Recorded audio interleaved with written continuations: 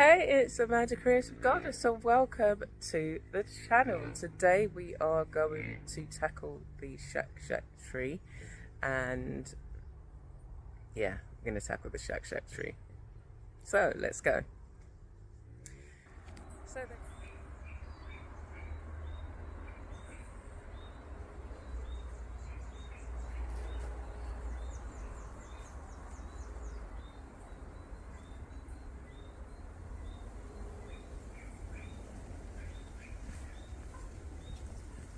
isn't this an impressive tree? But I need to trim the top off. These need to be manageable, and that's one of the things I've also covered in terms of in the garden and having plants that you can manage. The trees don't have to be 40-50 feet. They can be smaller. Now, if it wasn't next to the well and with its roots ever growing, I think there's one that cuts across here, look, and so it's quite near the house as well, so foundations and things like that. So I'm going to try and tackle something today, but I was going to say, yeah, this is a second round of, you can see those pods there, and when they fall they create a lot of mess, and if you were to count all the pods, there's probably maybe 1,000, I don't know, but there are thousands of seeds contained in there, and then every one of those seeds, they germinate really quickly, and so the cycle continues where you're trying to get rid of all the little seedlings that are growing wherever they have dropped. And yeah, so that's a big sigh, wasn't it? I'm just anticipating. Anyway, today I'm not going to be able to cut the whole tree. The tool that I have, I don't have a chainsaw. That's the next on my list for the garden as an investment. But I can try and get, I want to try and get that branch over there. I'm not sure whether I can reach that. I was going to say maybe if I was standing on top of the well, but yeah, so I want to get some of these branches so when this does fall, it doesn't hit the well. So that branch over there needs to go, and maybe this one. And I doubt if I'll be able to do it in the same day because it's quite a lot of physical work. But the other thing that I thought I would do is just trim the top of this one and this one that's grown here. And actually there's more than 3. If you look here, you can see all the branches. So there's 5 trees growing in the same spot, and they have to be kept managed, especially when they're close to a building. And then we've got that one here. The thing about the shack tree is that the wood, it's I think it's semi-hardwood, so it's very, very dense and heavy, and that's why I don't want to just, in my head it's just like just chop it. We've got a bit of space here between the let me just come in a better angle so you can see the well here and you can see the tree here. So if it was to drop this way, the only thing that I'm concerned about is that branch up there. So in the garden, because of all the rain, we've had a lot of growth with the trees. My moringa trees, my neem, they all have to be trimmed. And there's another shack tree here at the back that has to be trimmed. There's this one here which I did trim about 6 months ago, and it's, look at it. See, that's why you have to be on top of them. And I've noticed some termites. You can see their trail there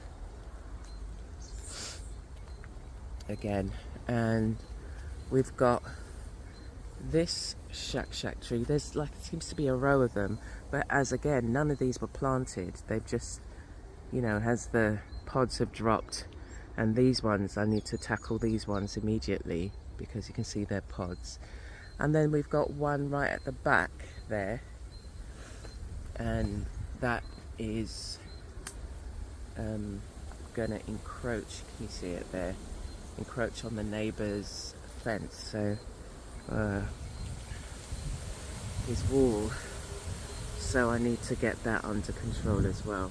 And then we've got a whole issue with loads at the back that we've got to get sorted out, but that's for another day, not today.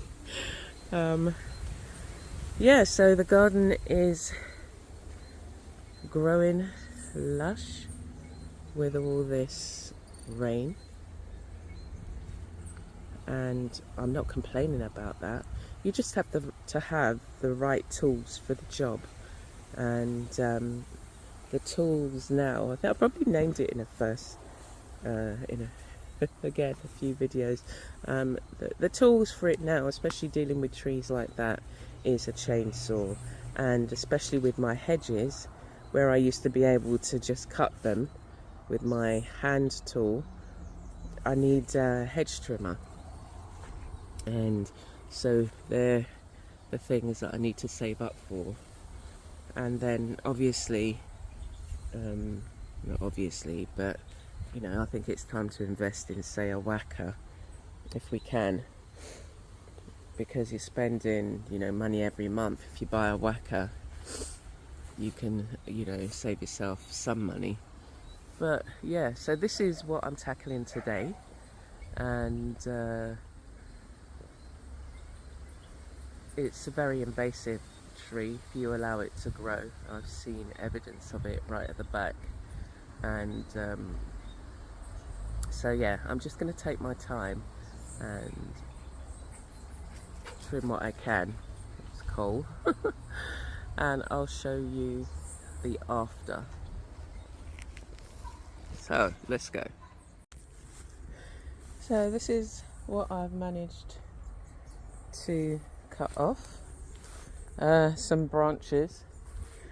I tried to reach the top, but I'm not going to be able to do it. I cut that small branch there. Yeah, I can't do this on my own. I need help. So I'm going to have to call somebody in and see what they can do. But small wins. I went and tackled the flamboyant tree. Let's go. Here's a trail of the shuck leaves. This is the branch I managed to get off, and that was heavy. It's very physical work, and it also looks like we're going to have some more rain there. Anyway, but look what I did manage to do. So I've cut off a couple of limbs here. I kind of nipped it, there, but there's a lot of this is a flamboyant tree, and what's happened with this, it seems to like to come this way, and they are notorious for having a shallow root system and falling down, and so that's what I'm guarding against. Beautiful flowers, orange flowers, and we have these pods there. Can you see? Haven't yet found stuff to do with them, but what I do with the leaves is, where it's like really muddy, I put them down, and they last quite a long time. They change colour, and especially where coal runs, like here, so I will put them here. So a lesson is you can't do it all, and this is a very challenging tree, and I need to get somebody in who's got the right equipment, and I don't have the right equipment with my pole, and it's just too tall for me to reach. But when it's a manageable size, so I'm going to cut it to about there, just above the well, I'll be able to trim the branches myself. So if you've got jobs in the garden that you can't do yourself, sometimes you do need to ask for help and do what you can. So this is a win because it's a tree that I had to trim anyway, and the flamboyant tree is not as dense as the shak tree, and I get to use these leaves now. As I say, we're going to probably get rain for the rest of the week, so I'm just going to get on with it, see what I can do. I might not be able to get it all done before it starts to rain. Those clouds look like they're moving pretty quickly. And yeah, that's the pole that I use to trim. I'm still going to have to trim some more because it's going over my soursop tree, so I have to trim these limbs a bit, but it grows pretty fast because I've in the past cut some limbs off, and like you can see here, so I cut there and it's like growing tall again. So you just have to keep managing it, but make sure that it's at a size, you know, if you are going to plant trees, make sure you keep them to the size that you can manage, unless you've got the funds to be able to, you know, get people to come in and do what it is you want with them. So there you have it. If you cannot do it on your own, get some help, ask for help, see what you can do. If you haven't subscribed to the channel, please remember to subscribe and hit the notification bell so that you can be alerted whenever I post a new video. This is some of the get up that I have to have on to not only protect myself from the mosquitoes, but if you're cutting branches and things like that, you need to protect your eyes, and obviously I don't want any bugs in my hair. So my headscarf and my trusty gloves. Yeah, you have to be careful in the garden, you know, with the wood. If you're chopping, you know, trim the trees, you could get splinters. You don't want to get those in your eye. So you have to make sure you have, you know, the right equipment, and that's what I've learned with having to, you know, do some of the cutting. I need a chainsaw. I need a chainsaw. I guess if I had a chainsaw, I would have tackled the shak tree. I would have tackled it, but still, if you can't do it yourself, then ask for help from a professional. Okay? Okay, take care. See you soon, and thank you for joining me.